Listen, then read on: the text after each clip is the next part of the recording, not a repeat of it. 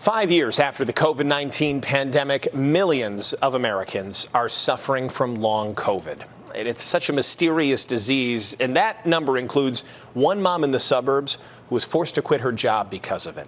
She's written a book about long COVID to help people understand the struggle. NBC5's Patrick Fazio has her story. I was running, working full-time, like a regular crazy mom. Sue Ponson of Tinley Park says her life changed when she got COVID in 2021. Things got pretty bad where I just didn't know if I could keep doing this. Months later, doctors diagnosed her with long COVID. I couldn't walk to the end of the block. It would take me, I couldn't put gym shoes on. Sue had to start using a wheelchair and noticed she lost brain function. It was like 2, 4. I'm like, I am a calculus teacher and I can't count by twos. What is happening here? She ended up having to quit her teaching job. That was really hard.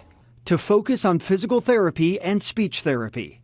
The doctors kind of said, there's just not enough improvement in your cognitive functioning to think that you could go back to managing a classroom. I was shocked when the neurologist told her to pick her heel up and rub it on her shin, and she couldn't do it. Sue's husband, Brian, says they used to have a busy life going to concerts and traveling. Turned upside down, basically. She was the go everywhere, do everything. 4 years later, Sue still struggles to speak sometimes while multitasking.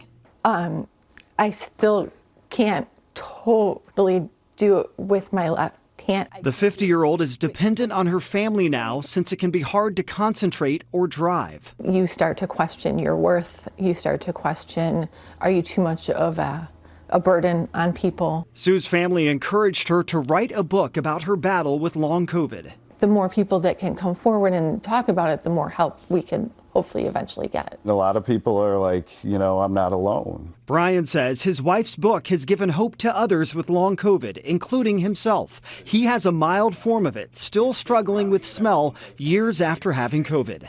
It's not made up. It is happening, and there needs to be awareness about it. Besides raising awareness about long COVID, Sue is also tutoring students now, 2 hours a week. The original goal was to go back to teaching.